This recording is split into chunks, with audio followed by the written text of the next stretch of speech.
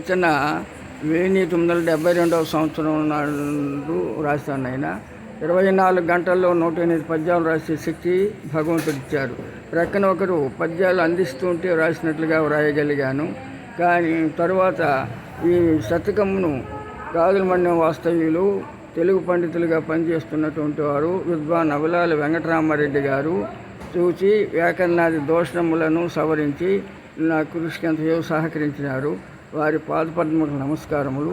తరువాత పండితాభిప్రాయములలో మరి Shri oriental college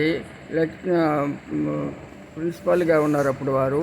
ఉభయ భాషా ప్రవీణ చేబ్రోలు సుబ్రహ్మణ్యం శర్మ గారు, వారు వ్యాకరణ కేసరి బిరుదాంకితులు.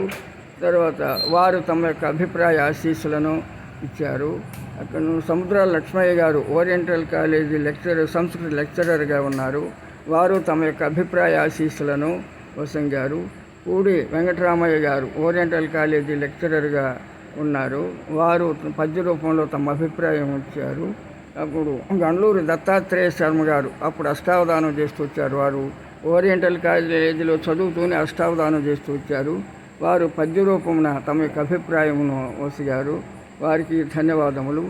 విద్వాన్ పుట్టా చెంగయ్య గారు, వారు పాపనాయుడుపేట వాస్తవ్యులు, తెలుగు లెక్చరర్ వరకు వచ్చి తర్వాత పదవీ విరమణ చేశారు.